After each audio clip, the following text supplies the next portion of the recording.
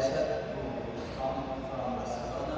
This is my hometown, and I work in Proyecto Hombre, human project, which is an organization in Spain.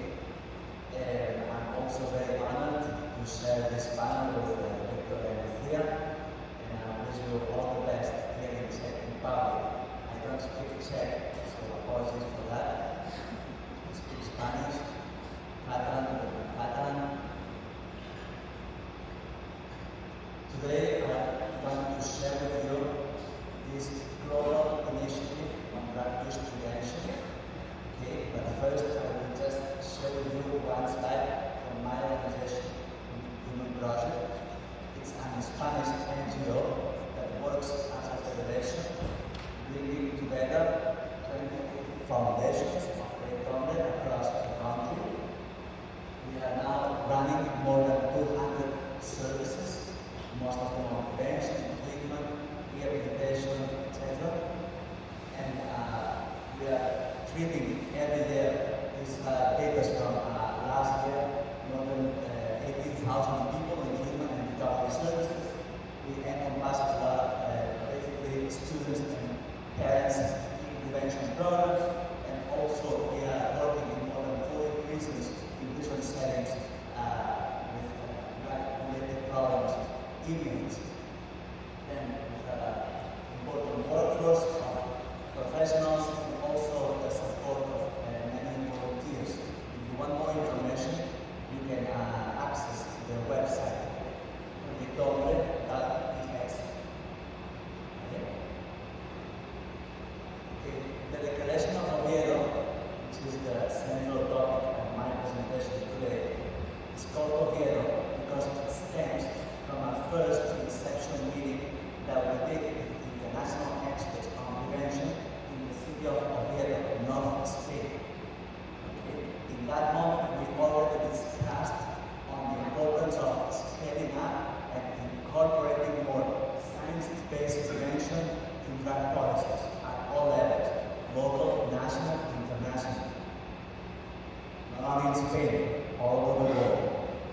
And we did it there also because in Oviedo, with the support of the University of Oviedo, we are undertaking one of the most important longitudinal assessments of the most extended school and family-based program that we are implementing at primary and secondary school for the years. That means key set in English, the collaboration of the government, UNODC, and also the university.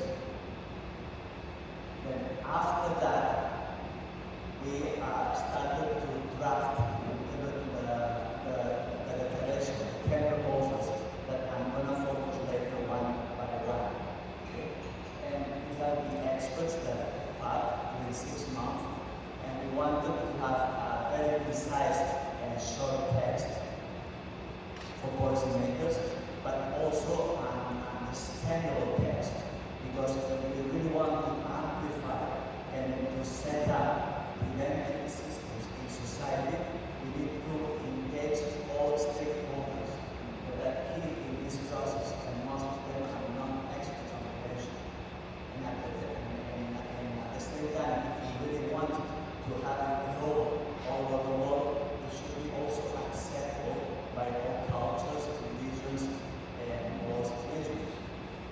We finally got the text, and then we established what we call a global task force, an international committee of experts on prevention, but essentially regional leaders in Africa, America, Asia, Europe, etc., responsible for supervising and coordinating this global mobilization up to now. I will not go in detail because I want to focus on the proposals. This is probably one of the main strengths of this initiative, what we call country focal points. These are reliable organizations from the ground that are enriching this process by giving us insights on the specificities of the context and the population's needs, but also they are somehow responsible for promoting these messages and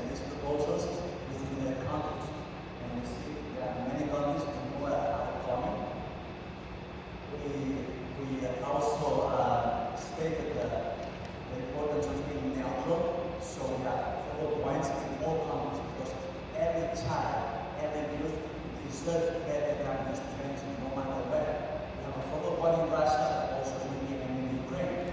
Palestine, but also in Israel, etc. And of course, also here in Czech in Magdalena, like Marketa are the focal points in your country.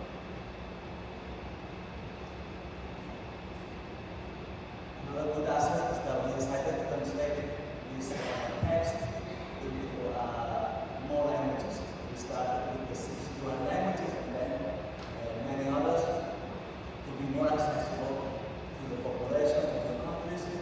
And you can also, these are some examples, you can also find it in Czech. You have a copy in your with you.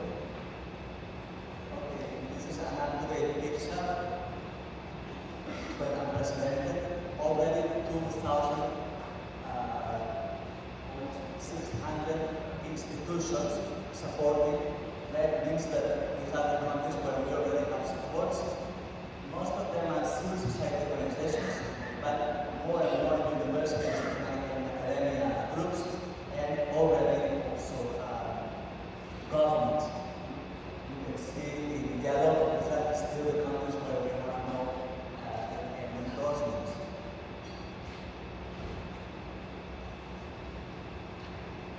35% from Africa, a quarter from America, 20% from Europe, 2% from Czech Republic.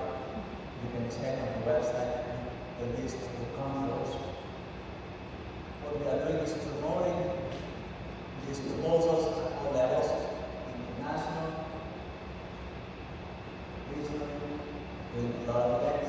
These are some what we call virtual hearings on language prevention that we are organizing. We did for America, for Asia, Africa, Europe.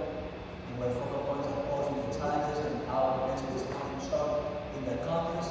And then we make reports that are distributed afterwards. These are just hundreds of activities like this one, like we are doing today. So country focal points are promoting, such as few pictures in Nigeria, in Bangladesh, Pakistan. This is the Alexis, the director of the European Union Drugs Agency, Ecuador, Colombia, India, Brazil. The last one is my president in Spain, presenting the proposals at the Spanish Parliament. Okay? Just to let you know and capture a little bit about the scope of this initiative. Okay, observers, such as the government of Spain, the United Nations Office on Drugs and Crime, the Council of Europe, 2 universities of Spain are monitoring the process, and the Ministry of Committee on Drugs. Then, if you want more information, you can view the website declaration.org. But this also signing, so the more we are, the better. Everyone counts. So if you can also sign and support and get to this declaration, the stronger our voice to stress policymakers and governments on the importance of scaling up drug use prevention. So we need it. Okay, it's just 10 seconds on the website. Okay, we'll get later.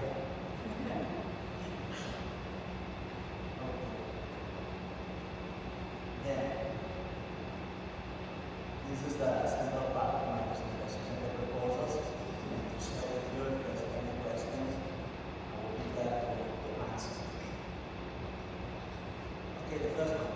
Call for countries to dedicate at least 25% of the drug reduction strategy policy budget on prevention by 2030. So we started speaking on investment. Why? Because you can find how prevention is highlighted in many texts, but it doesn't mean that afterwards we finally allocated with better investment in practice. Okay? So investment is of huge importance. There was a lot of debate about what was the percentage. We could spend hours explaining about that, but this is the final percentage as an orientation that we are assessing for allocating at least 25%. But at the same time, reiterating the importance of being proportionally balanced between what's called the drug demand and the supply demand reduction measures. So, in many countries, hopefully it doesn't happen here, and most of the budget is allocated to combat or to fight against cultivation, production, trafficking, law enforcement, which is important. It's not enough, we know it's not enough, but we also have to allocate budget to drug demand reduction, prevention, treatment, and reduction, etc. Okay, and from that part, we are requesting for at least 25% on prevention. Second, promote an approach to prevention targeting all ages of development, of course, but favoring earlier prevention. There is an increasing evidence proving that prevention should start as early as possible, even in the neonatal stage, childhood, pregnancy, reaching out to the parents. There's a lot of evidence, and the more we act and intervene, earlier the better. So this is also something that we are trying to insist. Although it is important to recognize that we can prevent all ages. For instance, my organization, we are promoting a lot of prevention at the workplace for adults. So we cannot forget about that. But the earliest, the better. 3. Foster research and evaluation to avoid ineffective or counterproductive prevention strategies. Prevention is a science, right? I would say more, it's a complex science. So formulating and implementing prevention policies should incorporate evidence-based, data-driven, and systematic assessment mechanisms to prove that what we are doing is effective or not. In a continuous, in a logic of continuous improvement. We call prevention sometimes when it's not prevention. Right? Not all interventions are really preventive, and even sometimes iatrogenic. So we are facing negative effects. So it's very important also to invest, of course. Other preventions are also embedded in our practices, research and innovation. Here's another important concept, it's called transferability. If you are thinking global, in order to replicate, so any good achievements and positive outcomes that we can find in a practice and implemented there, should be also adapted culturally to other contexts. So transferability. Broaden the vision of prevention responses to shift the focus from drugs to the individual, the community, social environment. By focusing on the person, we have the capacity to pay attention and strengthen the vulnerabilities of the individual, the context of the environment, even the legislative framework, right? And also this approach prevents not only illicit drugs, but illegal drugs, but all substances, and in general. We had before tobacco, alcohol, business, my organization, half of the people that come to treatment, the main substance of abuse is alcohol, instead. Also cannabis, so yesterday in fact, a lot of cannabis shops. Also prescription drugs, the non-medical use of prescription drugs, but also the medical use of prescription drugs, new psychoactive substances that are all very prevalent. Also encompassing non-substance addictions, such as gambling or digital gaming disorders.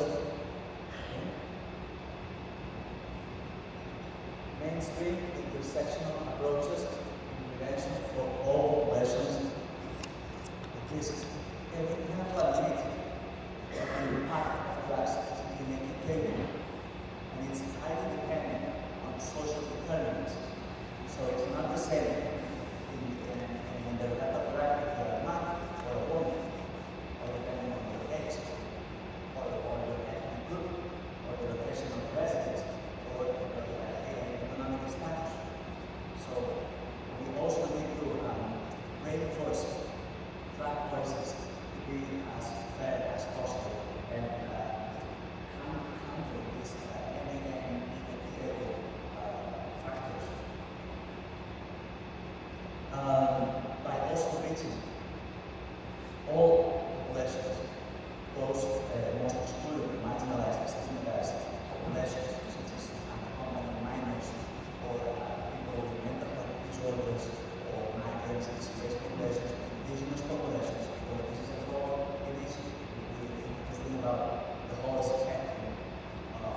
realities across the globe. Of course, if you think in this from this perspective, not one size fits all. So prevention, and I think that you already know, is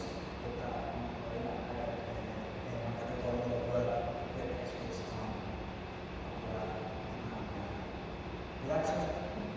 So any intervention and prevention should be tailored, taking into account the specificities of the targeting groups, but also the context. 6. Boost the stakeholder prevention systems and documenting effectiveness and cost-effectiveness when implemented globally. What we have learned is that I, as a prevention professional, cannot transform society alone, right? I cannot only go myself to prevent the drug use to population alone. So the impact will be very little. But our task is creating the scenarios to make it happen. So engaging and involving key actors, key stakeholders of society, such as school, family, policymakers, media, community-based institutions, etc., to play the role in this system to set up and amplify effective prevention systems. So it is such a complexity. And at the same time, there are very good practices, well proven all over the world of prevention. So it is extremely important to document well all these practices to replicate the next location, next region, from country to country. 7. Provide universal coverage in the community of care. There are 10 points, and no worries, don't panic. We are going to finish the 10th last proposal of the declaration. Any child, any youth has the right, the human right, to receive adequate prevention. Do you agree with that? Right, so it's our duty as society to provide, protect, and the next generation by covering the target population. Every time, everywhere, this concept of universal coverage in a continuum of care. That means that prevention is not replacing other necessary strategies, but in the line with the basic promotion, detection and prevention, treatment, rehabilitation, recovery, social protection, and reduction are working together. They are not replacing other necessary practices in a continuum of care. Logic. 8. Prioritize action in low and middle income countries. For preventing everywhere, as we said before, but let's make a next effort to those less developed countries. Why?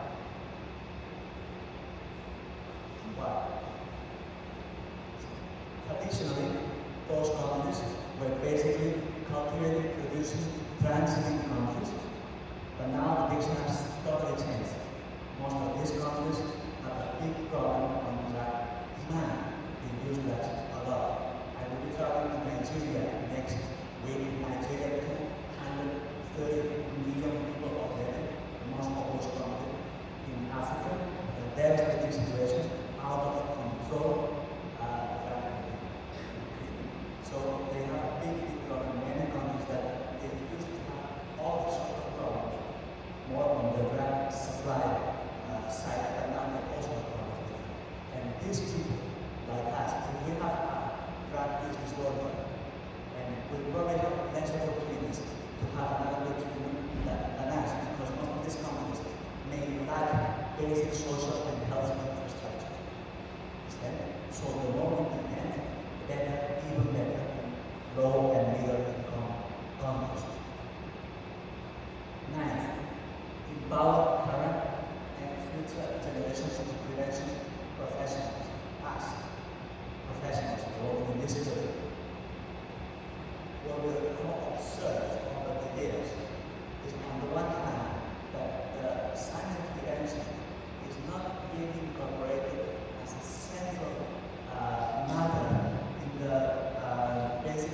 social, health, educational teaching.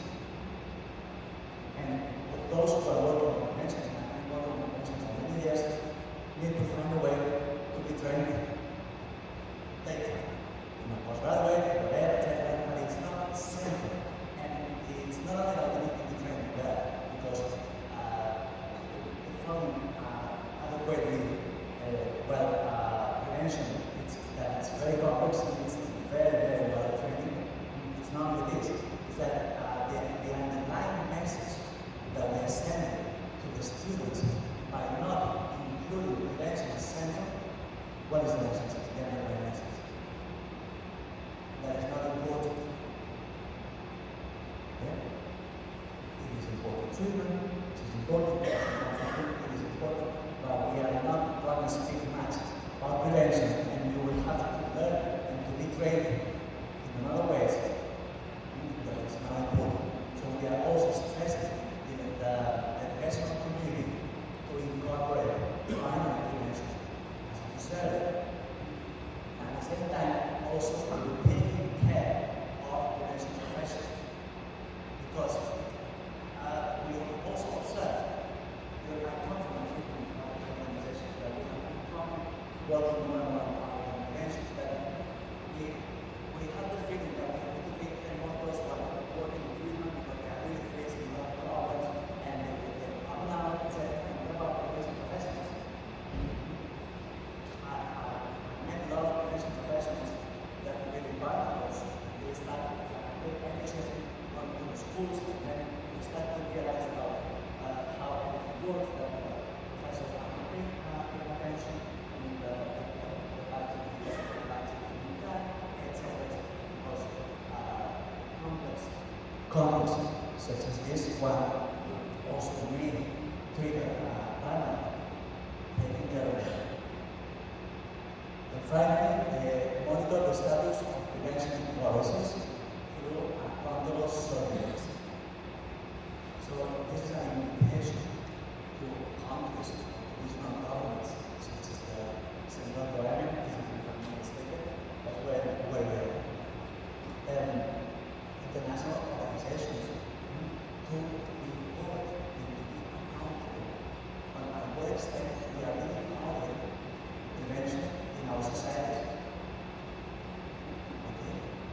Because there are few data, just an example, the worldwide report, you might be familiar with, okay? They have few data on drug demand, but at least there are few. For instance, this famous rate that one out of 18 people with substance use disorder have received treatment in the world, which is very negative data. But at least it is a data. But there are not even data on prevention. So those of them have also the responsibility to report. It's better to start by saying we are not calling no more than 1%. Okay, let's start with that. But at least also monitor and report and be accountable to society at what extent any child and any youth are receiving adequate prevention for preventing basically drug use. Okay, so basically